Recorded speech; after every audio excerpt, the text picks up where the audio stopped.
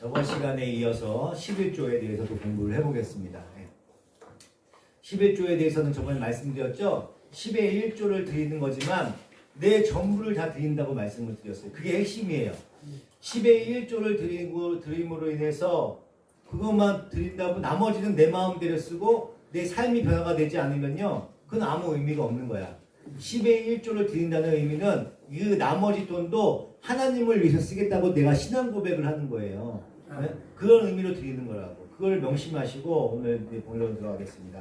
우리가 단순히 11조를 나에게 주신 그 소득의 10분의 1을 바치는 것, 그거에 대해서만 의미를 정하면 안 돼요. 하나님께서 우리에게 은혜로 허락하시는 것, 이 땅에 허락하시는 것이 이 땅의 물질만 얘기하는 게 아니란 말이에요. 물질만 얘기하는 거라고 그 생각을 하면요, 아주 낡은 생각이에요. 잘못된 생각이라고. 정말 하나님이 우리에게 은혜로 주시는 것이 단순한 물질만인지를 우리가 알아볼 필요가 있습니다. 이 11조가 담고 있는 것을 좀 더 정확하게 이해하시려면 최초에 11조가 되었던 창세기로 가봐야 됩니다. 창세기 14장 14절입니다. 아브라함이 자기 조카가 사로잡혀갔다는 말을 듣고 집에서 나와 훈련시킨 사병 308명을 데리고 단까지 쫓아갔다. 그날 밤에 그는 자기의 사병들을 몇 배로 나누어서 공격하게 하였다. 그는 적들을 쳐부수고 다마스쿠스 북쪽 호박까지 뒤쳐갔다. 그는 모든 재물을 되찾고 그의 조카 롯과 롯의 재산도 되찾았으며 부녀자들과 다른 사람들까지 되찾았다. 아브라함이 그 오돌라멜과 그와 동맹을 맺은 왕들을 쳐부수고 돌아온 뒤에 소돔 왕이 아브라함을 맞아서 사회 벌판 곧 왕의 벌판으로 나왔다. 그때 살렘 왕 멜기세덱은 빵과 포도주를 가지고 나왔다. 그는 가장 높으신 하나님의 제사장이다. 그는 아브라함에게 복을 빌어 주었다. 천지의 주제 가장 높으신 하나님, 아브라함에게 복을 내려 주십시오. 아브라함은 들으십시오. 그대는 원수들을 그대의 손에 넘겨주신 가장 높으신 하나님을 찬양하시오. 아브라함은 가지고 있는 모든 것에서 열의 하나를 멜기세덱에게 주었다. 아멘. 최초에 11조가 등장하는 장면이에요. 그죠? 소돔 왕과 고모라 왕과 아드마 왕과 스보임 왕과 소알 왕, 이렇게 5개 나라의 연합군이 엘람 왕, 고임 왕, 시날 왕, 엘라살 왕, 이렇게 4나라의 연합군, 그러니까 5대 4로 싸우는 거야. 전쟁을 했어요. 전쟁을 했는데 그 전쟁 와중에 소돔에 살고 있던 아브라함의 조카 있잖아요. 롯이 잡혀가게 된 거예요. 잡혀가게 돼서 그 소식을 들은 아브라함이 집에서 키우던 사병 318명을 데리고 그 나라, 그러니까 318명 가지고 국가하고 싸운 거예요. 나라하고. 이게 말이 돼요? 싸울 수가 있냐고. 이게 전쟁이 되냐고. 그 사람들은 훈련을 시킨 거고 몇만 명이었을 거 아니에요. 그렇게 해서 싸운 거야. 그 싸웠는데 이겼어. 무찔렀어. 그래서 롯을 구해옵니다. 구해와서 그 전쟁은 상식적으로는 우리가 이해할 수가 없어. 어느 거로 보나 아브라함이 이길 수 있는 전쟁은 아니었단 말이에요. 이게 나라와 전쟁을 하는데 어떻게 이길 수가 있어요? 하나님이 하시는 거지. 이게 그 전쟁은 하나님께서 하셔서 이긴 전쟁이라는 사실을요, 아브라함도 이제 알고 있는 거예요. 자기 힘으로 이긴 게 아니라는 걸 알고 있는 거야. 그런데 돌아오는 길에 살렘 왕 멜기세덱을 만납니다. 성경은 그 사람을 살렘 왕, 즉 샬롬 왕, 평강의 왕이라고 불러요. 평강의 왕. 그리고 그는 지극히 높으신 하나님의 제사장이라고 합니다. 그러니까 그가 떡과 포도주를 가지고 나와서 아브라함을 축복을 합니다. 떡과 포도주, 제사장, 축복, 이렇게 여러 가지가 있어요. 그 멜기세덱이 천지의 주제이시오 지극히 높으신 하나님이여 아브라함에게 복을 주옵소서 그랬더니 아브라함이 그 멜기세덱에게 11조를 바치게 되는 겁니다. 아브라함의 그러한 행위는요, 이 모든 것은 내가 한 게 아니에요. 당신 덕분입니다. 이런 의미가 있는 거예요. 당신 덕택입니다 하고 고백을 하는 거예요. 이 말은, 이 전쟁은 당신이 이기게 해준 겁니다. 이렇게 신앙 고백을 하는 거라고요. 이 고백을 하는 거야. 그래서 자신의 소유의 10분의 1을 멜기세덱에게 바치게 되는 겁니다. 이것이 시편 110편에 나와 있어요. 좀 이따 보겠습니다. 그런데 창세기 본문을 보면은 그 멜기세덱 왕은요, 왕이면서 제사장이었어요. 왕이면서 제사장. 원래 왕은 힘을 가지고 있고 전쟁을 치르고 정치를 하는 사람이야, 왕은. 그리고 제사장은 그 뒤에서 그 왕의 승리를 위해서 제사를 지내고 기도를 하는 사람이야. 그죠? 이게 분리되어 있다고. 옛날에 사울이 자기 멋대로 제사 지내다가 큰일 나잖아요. 그렇게 저주를 받았잖아요. 그것처럼 왕이 제사장과 왕을 병행할 수가 없는 겁니다. 그런데 이 사람은 지금 멜기세덱은 왕이면서 제사장인 거예요. 이렇게. 네. 그래서 그 두 가지 역할을 함께 하는 사람이라는 뜻입니다. 그러므로 그는 힘으로 전쟁을 하고 다스리는 사람이 아니라 하나님께 제물을 바쳐 제사를 지내는 것 자체로 승리를 이끌어내고 왕국을 다스리는 자라는 뜻이에요. 그게 누구예요? 거기에 대한 답이 시편 110편에 있는 거예요. 이제 그 얘기입니다. 시편 110편 1절입니다. 주님께서 내 주님께 말씀하시기를 내가 너의 원수들을 너의 발판이 되게 하기까지 너는 내 오른쪽에 앉아 있어라 하셨습니다. 주님께서 임금님의 권능의 지팡이를 시온에서 하사해 주시니 주님 임금님께서는 저 원수들을 통치하십시오. 임금님께서 거룩한 산에서 군대를 이끌고 전쟁터로 나가시는 날에 임금님의 백성이 즐거이 헌신하고 아침 동이 뜰 때에 새벽 이슬이 외치듯이 젊은이들이 임금님께로 모여들 것입니다. 주님께서 맹세하시기를 너는 멜기세덱을 따른 영원한 제사장이다 하셨으니 그 뜻을 바꾸지 않으실 것입니다. 주님께서 임금님의 오른쪽에 계시니 그분께서 노하시는 심판의 날에 그분께서 왕들을 다 쳐서 흩으실 것입니다. 아멘. 시편 110편에서 하나님께서 다윗을 데리고 전쟁을 하시는 거예요. 그런데 다윗은 그 전쟁의 승리는 주의 우편에 계신 주님, 그러므로 예수 그리스도의 전쟁이며 그분이 반드시 열왕을 쳐서 파하고 승리하신다는 고백을 합니다. 그죠? 고백을 하고, 그런데 그분이 어떤 분인가 하면 멜기세덱의 반짝을 쫓는 영원한 제사장이라고 얘기하는 겁니다. 그러므로 하나님 우편에 앉아 계신 예수 그리스도께서 다윗의 전쟁을 당신이 맡아서 열왕을 쳐서 파해버리실 그 예수 그리스도께서 창세기의 멜기세덱과 같은 일을 하신다는 얘기하는 거예요. 그러니까 창세기의 이 멜기세덱은요, 십자가라는 제사로 영원한 승리를 만들어내시는 왕이요, 제사장이신 예수 그리스도를 상징하는 인물이에요. 그러니까 이게 병행할 수가 없는 거야. 그 예수 그리스도를 상징하는 인물이야.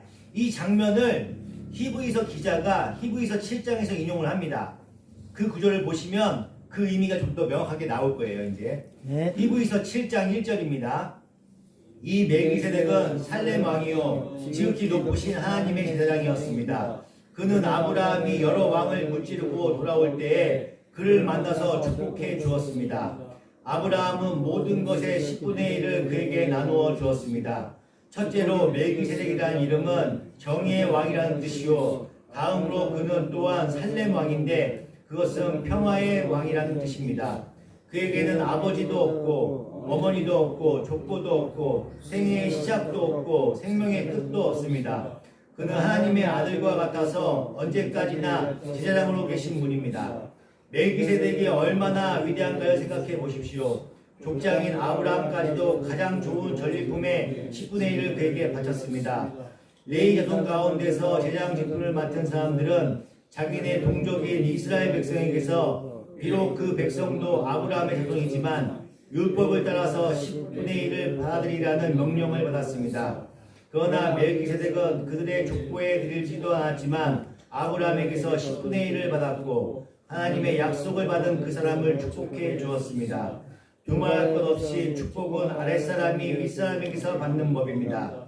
한편에서는 죽을 수밖에 없는 사람들이 10분의 1을 받고 다른 한편에서는 살아계시다고 입증하시는 분이 그것을 받습니다. 말하자면 10분의 1을 받는 레위까지도 아브라함을 통해서 10분의 1을 바친 셈이 됩니다. 멜기세덱이 아브라함을 만났을 때에는 레위는 아직 자기 장 아브라함의 허리 속에 있었으니 말입니다. 아멘. 뭔 말인지 잘 모르시겠죠? 잘 생각해 보시면 돼요. 여기서 보면 멜기세덱, 아브라함, 레위 지파, 11조 지금까지 공부한 모든 내용이 다 들어있어요. 이 안에. 먼저 레위 지파와 아브라함의 관계를 생각해 봐야 됩니다. 레위 지파하고 아브라함의 관계. 5절에 보시면 여기 보시면 5절에 보시면 레위의 아들들 즉 레위 지파 제사장들이 아브라함이 멜기세덱에게 12조를 바칠 때에 이제 개역개정을 보시면 그 아브라함의 허리에 있었다고 얘기합니다. 허리.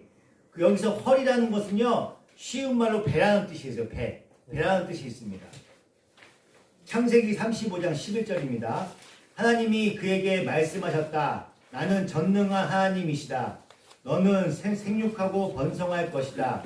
한 민족과 많은 갈래의 민족이 너에게서 나오고 너의 자손에게서 왕들이 나올 것이다. 하나님이 그에게 이르시되 나는 전능한 하나님이라. 생육하며 번성하라. 한 백성과 백성들의 총회가 내게서 나오고 왕들이 내 허리에서 나오리라. 아멘. 지금은 조금 이해가 안 되더라도 설명을 이제 끝까지 들어보세요. 들어보신 다음에 나중에 읽어보시면 왜 이렇게 설명을 했는지 이제 알 수가 있습니다. 하나님께서 야곱에게 예언하시는 장면이에요. 이 장면은 예언하는 장면인데 이렇게 허리라는 말은 시간의 차를 두고 세상에 나오지만 본질이 하나인 것을 가리켜 쓰는 말이야. 본질이 하나야. 같은 거예요. 아브라함이 멜기세덱 앞에 있을 때에 그 레위를 품에 있었다고 얘기를 해요. 품에 있었다고 얘기를 합니다. 네. 다시 말해서 레위 지파가 하는 일은요. 그때 멜기세덱 앞에서 아브라함이 했던 그 일과 같은 것이라는 얘기를 하는 거야. 같이 있었다고 얘기하는 겁니다. 그러므로 아브라함도 레위 지파처럼 제사장이었다는 거예요. 그래서 그 위에 멜기세덱이라는 하나님의 제사장이 있는 거예요. 그런데 아브라함이 멜기세덱에게 11조를 바칠 때에 레위가 그 안에서 함께 12조를 바쳤다고 얘기하는 겁니다. 그러니까 그러면 이 레위에게 바친 11조는 누구의 11조가 포함된 거예요? 이스라엘의 11조가 포함이 된 거야. 이스라엘하고 레위 지파가 연결되어 있는 거고 레위 지파가 아브라함하고 연결되어 있는 거고 아브라함이 이 멜기세덱하고 연결이 되어 있는 거예요. 그러니까 그림을 잘 그려보시면 돼. 멜기세덱에게는 하나님의 제사장이 있습니다. 그리고 그분께 복을 받고 11조를 드린 제사장 아브라함이 있어요. 그 아래 아브라함의 허리에 있던 제사장 레위 지파가 있습니다. 그리고 아브라함의 허리에서 멜기세덱에게 11조를 바쳤어요. 그 다른 말로 복을 받은 자라고 서 있다는 얘기입니다. 그리고 레위에게 12조를 바친 이스라엘이 있어요. 그렇죠? 그들도 역시 복을 받은 자로 서 있었어요. 하나님의 은혜에 대한 신앙 고백으로 11조를 드린 거예요. 같이. 그렇죠? 네. 그러므로 이 라인이 이렇게 딱 돼 있어. 아브라함, 레위, 이스라엘 모두 멜기세덱으로부터 복을 받은 자야. 멜기세덱한테 다 11조를 드린 거에 되는 거라고요. 이 연관이 있는 거라고 이렇게. 네. 이해가 되시나요? 그런데 그 멜기세덱은 거룩하신 하나님의 제사장이라고 얘기했습니다. 그죠? 제사장은 11조를 받으면 그걸 역시 하나님께 11조를 드리게 되어 있어요. 되어 있습니다.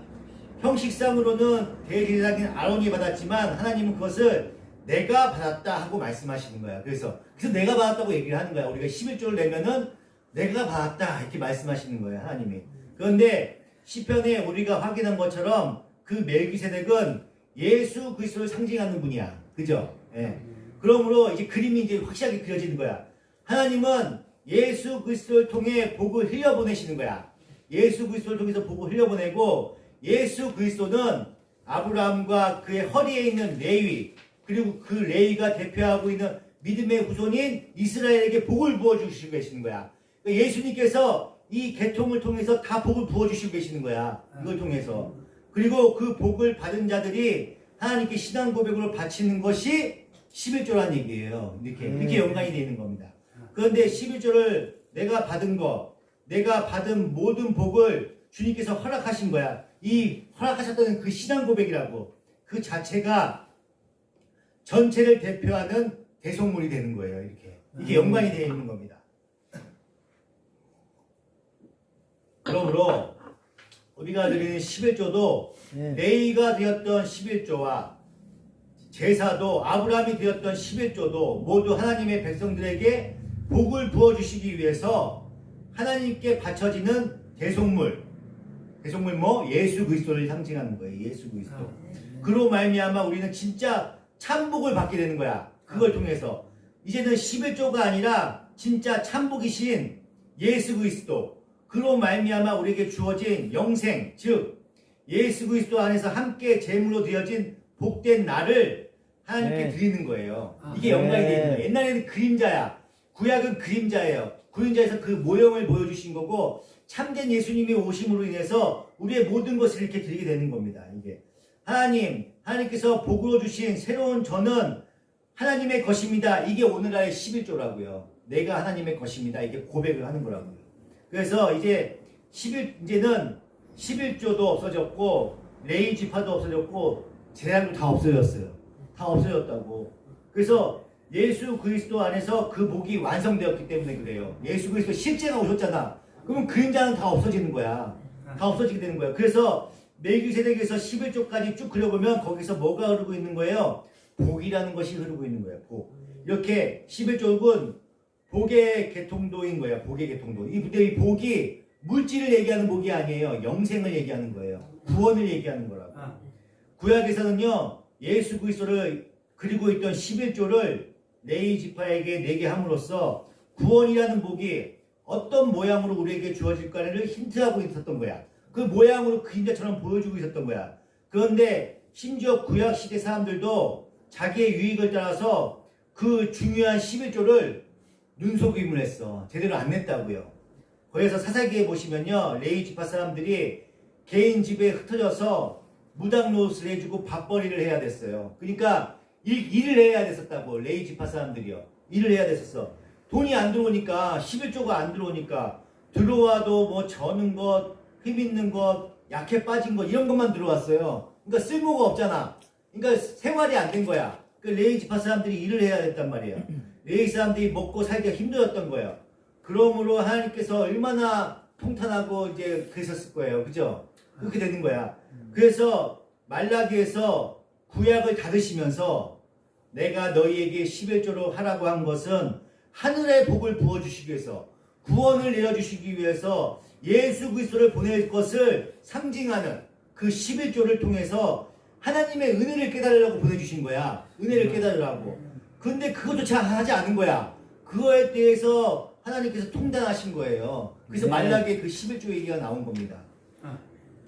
말라기 3장 8절입니다. 사람이 하나님의 것을 훔치면 되겠느냐? 그런데도 너희는 나의 것을 훔치고서도 우리가 주님의 무엇을 훔쳤습니까? 하고 되묻는구나. 11조와 헌물이 바로 그것이 아니냐? 너희 온 백성이 나의 것을 훔치니 너희 모두가 저주를 받는다. 너희는 온전한 11조를 창고에 들여놓아 내 집에서 먹거리가 넉넉하게 하여라. 그렇게 바치는 일로 나를 시험하여 내가 하늘 문을 열고서 너희가 쌓을 곳이 없도록 복을 붙지 않나 보아라. 나 만군의 주의 말이다. 아멘. 이 말씀이 아까 제가 말씀드렸던 그 말씀인 거예요. 너희는 그 11조의 정신을 알지 못하고 형식적으로 소득에 바치는 것만으로도 11조를 오해하고 있었던 거야. 그 의미를 잘 몰랐던 거예요. 저는 것, 뭐 볼품 없는 거, 흠 있는 거, 쓸모 없는 것만 갖다 준 거야. 그런 것만 바친 거예요. 그래서 내가 할 일 다 했다고 얘기하는 거야. 내가 할 일 다 했어. 그건 잘못된 거예요. 착각되는 거예요. 그게 내가 원하는 11조가 아니다. 그래서 진정한 11조인 예수 그리스도를 너희한테 보낼 수밖에 없다. 그 얘기하시는 거예요. 그렇게 함으로 인해서 이제 새로운 시작이 되는 거예요. 아브라함과 다윗의 세계라 하시면서 이제 마태복음이 열리는 거예요. 그걸 통해서. 그래서 예수님을 보낼 수밖에 없는 거예요. 그래서 마태복음 24절도 같은 얘기야. 23장 23절입니다. 율법학자들과 바리새파 사람들아, 위선자들아, 너희에게 화가 있다. 너희는 박하와 회양과 근처의 11조는 드리면서 정의와 자비와 신의와 같은 율법의 더 중요한 요소들은 버렸다. 그것들도 소홀히 하지 않아야 했지만 이것들도 마땅히 행해야 했다. 눈먼 인도자들아, 너희는 하루살이는 걸러내면서 낙타는 삼키는구나. 아멘. 아직 예수 그리스도가 십자가에서 11조로 제물로 드려지기 전이에요. 그렇기 때문에 이스라엘은 여전히 약속의 땅인 팔레스타인에 있습니다. 그런데 네. 그들이 11조의 정신을 여전히 잃어버리고 형식적인 11조를 하고 있었던 거예요. 왜 그렇게 된 거예요? 24절에 보시면 눈먼 인도자들이, 즉 다른 말로 얘기하면 가짜 목사들이 하루살이는 걸러내고 낙타를 삼키려는 마음, 그러니까 하루살이는 살이 없어요. 아무리 먹어도 배가 부르지 않습니다. 그래서 낙타는 살이 많잖아요. 살점이 많잖아요. 그래서 낙타를 요구한 거야. 11조의 정신이 무언지에는 관심이 없고 그저 11조를 해야 복이 받는다고 가르쳤어. 그게 잘못된 거예요. 11조를 해야 복이 받는다고 가르치기 때문에 사람들이 곡식이나 짐승만 던져놓고 자기 할 일 다 했다고 생각하는 거야. 내가 11조 냈으니까. 그 세상에 나가서는요, 세상 사람들과 똑같이 살아가는 거야. 예수 믿는 사람처럼 하나님 백성으로 살아가는 게 아니라 세상 사람들과 똑같이 자기의 의를 의지하고 계속해서 살아가고 있다는 얘기하는 거예요. 그게. 오늘도 똑같잖아요. 우리가 똑같아요. 그런 잘못된 정신이 형식적인 11조를 낳은 것입니다. 11조를 하면 복을 받는다. 그런데 주님이 요구하는 것은 의, 자비, 믿음입니다. 이 모두는요, 하나님으로부터 은혜로 주어지는 것이에요. 은혜로. 너희들은 11조가 뭔지 정말 모른다는 거 얘기하시는 거야. 그러나 지금은 아직 11조가 완성되지 않았고 여전히 가나안 땅에 머물고 있으므로 이것도 하고 저것도 하라고 얘기하시는 거예요. 그게. 그래서 히브리서 7장 27절입니다. 그는 다른 대제사장들처럼 날마다 먼저 자기 죄를 위하여 희생제물을 드리고 그 다음에 백성을 위하여 희생제물을 드릴 필요가 없습니다. 그는 자기 자신을 바치셔서 단 한 번의 일을 이루셨기 때문입니다. 히브리서 10장 3절입니다. 그러나 제사에는 해마다 죄를 회상시키는 회력이 있습니다. 황소와 염소의 피가 죄를 없애줄 수는 없습니다. 그러므로 예수 그리스도께서 세상에 오실 때에 하나님께 이렇게 말씀하셨습니다. 주님은 제사와 예물을 원하지 않으셨습니다. 그래서 나에게 입히실 몸을 말하셨습니다. 주님은 번제와 속죄기를 기뻐하지 않으셨습니다. 그래서 내가 말하였습니다. 보십시오. 하나님, 나를 두고 성경에 기록되어 있는 대로 나는 주님의 뜻을 행하러 왔습니다. 위에서 그리스도께서 주님은 제사와 예물과 번제와 속죄제를 원하시지도 기뻐하시도 않으시었습니다. 하고 말씀하셨습니다. 이런 것들은 율법을 따라 드리는 것입니다. 그 다음에 말씀하시기를 보십시오. 나는 주님의 뜻을 행하러 왔습니다. 하셨습니다. 그리스도께서는 두 번째 것을 세우시려고 첫 번째 것을 폐하셨습니다. 이 뜻을 따라 예수 그리스도께서 자기 몸을 단번에 드심으로써 우리는 거룩하게 되었습니다. 아멘. 이렇게 예수 그리스도 안에서 모든 율법은요 완성이 된 거예요. 다 완성이 되었습니다. 오히려 하나님은요 그렇게 예수 그리스도의 십자가로 완성이 된 율법에 또 다시 묶여있는 사람들에게 너희는 예수 그리스도의 십자가를 헛되게 하는 자라고 말씀하셨어요. 헛되게 하는 자라고. 갈라디아서 4장 4절입니다. 그러나 기한이 찼을 때 하나님께서는 자기 아들을 보내셔서 여자에게서 나게 하시고 율법 아래에 놓이게 하셨습니다. 그것은 율법 아래에 있는 사람들을 속량하시고 우리로 하여금 자녀의 자격을 얻게 하시려는 것이었습니다. 여러분이 날과 달과 계절과 해를 지키고 있으니 내가 여러분을 위하여 수고한 것이 헛될까 염려됩니다. 아멘. 오늘날에도 그러한 율법에 얽매인 것은 십자가 앞에서 또 양을 잡는 것과 다를 것이 하나도 없는 거예요. 율법에 우리 양을 잡았잖아요. 지금 우리가 그 율법에 얽매여 있는 거는요. 양을 잡는 건 똑같은 거라고요. 같은 거잖아요. 율법이었잖아요. 그것도요. 십자가가 뭔가 부족한 거예요? 아니야. 부족한 게 없어요. 다 이루셨다니까. 예수님께서 다 이루셨어. 율법에는요. 여자가 남자 옷을 입으면 벌을 받는다고 나와 있어요. 그죠? 왜 제사를 안 지내요? 우리가. 제사 안 지내잖아요. 그죠? 여자가 생리를 해도 부족한 사람이 되는 것이 부정한 사람이 되는 것이 율법이었다고요. 그런데 그런 것은요. 지금 하나도 지키지 않아. 아무것도 지키지 않고 있어요. 근데 왜 유독 11조만 고집을 합니까, 우리가? 근데 우리 목사들의 입장에서는요, 얘기하기가 편해. 그렇게 얘기하면 편해요. 교회의 재정이 최고 효자가 11조이기 때문에 신자의 입장에서는 또 뭐예요? 11조를 하면은요, 하나님께서 섭섭하지 않게 보답해 주실 거라고. 그렇게 생각을 하잖아. 보답해 주실 거라고. 그 기대를 하고 있기 때문에 그러는 거야. 이게 맞아 들어가는 거예요. 그렇기 때문에 그게 이루어지는 거야. 근데 그게 아니라고. 그게 아니에요. 이 모든 구약의 율법은요, 예수 그리스도 안에서 완성이 되었습니다. 완성이 되었어. 그러면 우리는 이제 헌금이고 뭐고 하나도 아니 되는 거예요, 그러면? 우리는 아니 되나요? 아무것도 아니 되나요? 그런 마음을 갖는 것 자체가 신앙이 없는 거야. 믿음이 없는 거라고요. 아니라고요. 이제 하나님은요, 11조가 아니라 여러분의 생명을 요구하시는 거야. 여러분의 생명. 여러분의 생명을 요구하시는 거야. 하나님은 여러분에게 영생의 복을 주셨어요. 다 율법이 다 완성이 되기 때문에 영생을 복을 주셨다고 여러분들한테. 이제 여러분은요, 영생의 11조를 드려야 되는 거야. 그래서요. 하나님은 여러분이 자발적으로 여러분의 목숨까지도 하나님께 바칠 수 있는 순종의 사람이 되기를 요구하시는 거야. 그래서 이제 예수님께서 여러분을 예수 그리스도한 제물로 11조 사셨기 때문에 하나님은 여러분의 전부를 원하시는 거야. 여러분의 전부를 원하신다고. 너는 내 것이라 얘기하셨잖아요. 너는 내 것이라. 네. 그래서 이제 내가 사는 모든 삶이 하나님의 것이 되는 거야. 11조만 드리고 내 삶은 내 마음대로 사는 게 아니에요. 내 삶 모든 것이 하나님의 것이라고. 내가 가든 모든 것에 나의 전부가 따라가는 거야. 나의 전부가. 그래서 여러분은요, 돈과 시간과 힘을 헛된 곳에 쓰시면 안 되는 거예요. 내가 교회 나와서 헌금한다고 해서 밖에 나갔을 때는 내 마음대로 사는 게 아니라고요. 내 모든 것이 하나님 것이라니까. 그리고 교회가 필요할 때 나의 모든 것을 내놓을 준비가 되어 있는 사람이 되어야 되는 거야. 나의 모든 것을. 우리가 나의 모든 것을 다 얘기하시잖아요. 지금 말씀하시는 게. 그렇게 되는 거예요. 왜냐하면 십자가에서 이 땅의 것과 나는 이미 죽었기 때문에 그렇게 얘기하시는 겁니다. 더 힘들지? 옛날에 10의 1조만 내면 돼. 근데 아니래. 지금은 나의 모든 걸 다 바쳐야 된다고 얘기하시잖아요. 더 어려워. 이 얘기 들으면 더 어렵지. 지금은 더 어려워요. 이 말씀 시키니까. 쉽지가 않죠. 초대교회 때 사도들이 이 11조에 대해 한마디라도 한 적이 없어요. 초대교회 때는.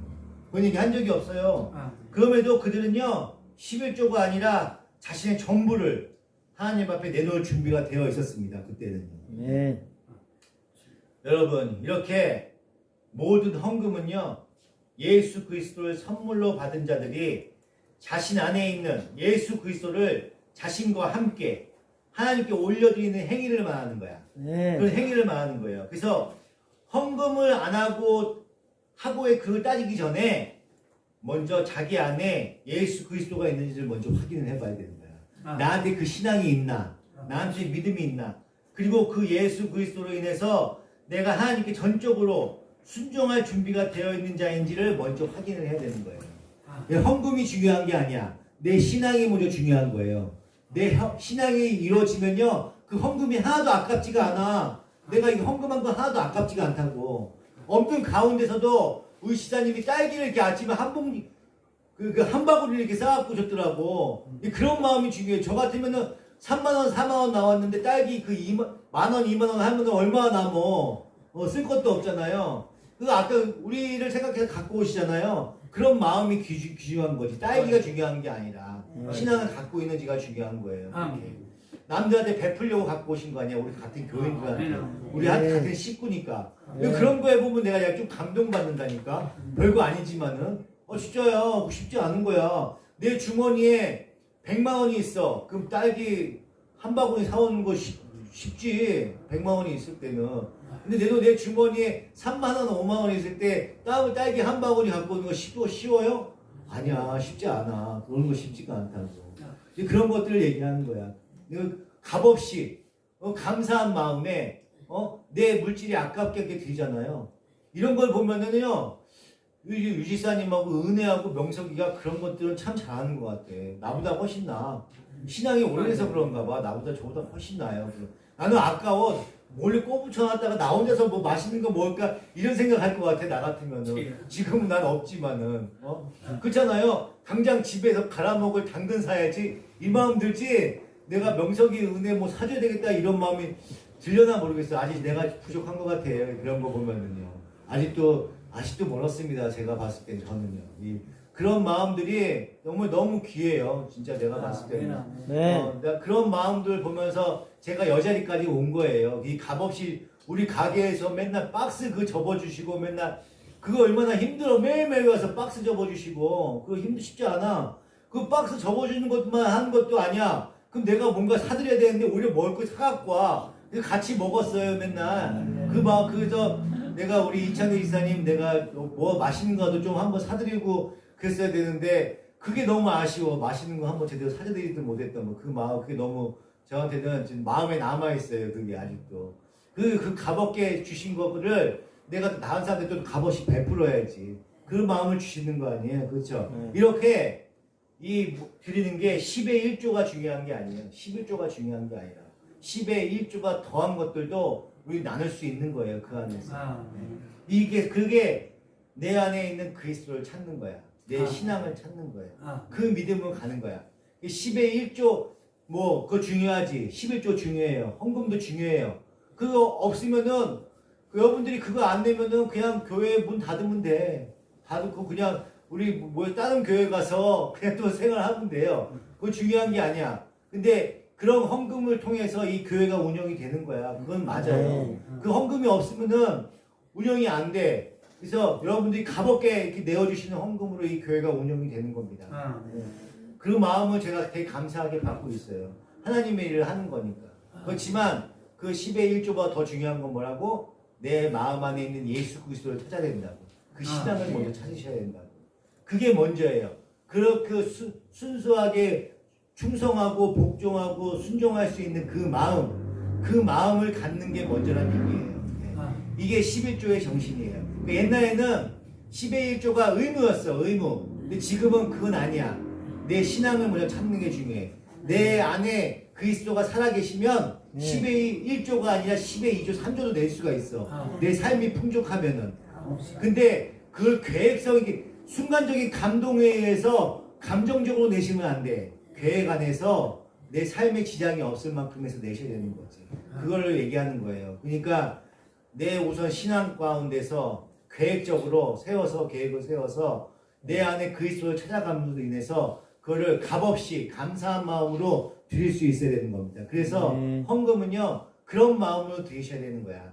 11조나 헌금이나 모든 헌금이. 이제 부활절이 얼마 남지 않았습니다. 지금 고난주간이죠? 고난주간이에요. 이 그리스도의 그 고난받으심. 고난이 중요한 게 아니야. 우리는 항상 그 예수님께서 채찍질에 맞았으면 얼마나 아프셨을까? 힘드셨을까? 그렇게 생각하시는 그게 중요한 게 아니야. 조롱받고 핍박받고 신이신 하나님이셔. 예수님은 언제든지 거기 벗어날 수 있었어. 내가 신인데 끌려가면서 벗어날 수 있잖아요. 충분히. 그냥 하나님이신 전지전능하신 하나님이신데 근데 신이신 그분이 내가 안 받을 수도 있는데 받으신 거야. 그게 더 있는 거야. 할 수 없이 끌려가서 받는 거는 어쩔 수 없이 받는 거잖아요. 내가 안 받을 수 있는데 받았다는 게 더 힘든 거예요. 그렇잖아요. 내가 안 할 수 있는데 하는 거 그게 더 힘든 거야. 그 과정을 조롱받으면서 비난받으면서 인간의 몸을 입고 당하신 거라고. 그거를 되새기는 시간이에요. 지금 시간. 네. 이렇게 그 시간에 감사하는 마음으로 주일날 이제 부활절 헌금도 하는 거예요. 그 마음이 있으셔야 돼. 주님께 감사한 마음으로. 여러분 마음에서 그리스도가 살아계시고 그 뜻 가운데서 언제나 함께 동행하셔서 언제나 감사한 마음으로 교회 나오시고 감사한 마음으로 봉사하시고 감사한 마음으로 11조 하시고 감사한 마음으로 헌금할 수 있는 귀한 성도들이 될 수 있도록 축원드립니다. 기도하시겠습니다.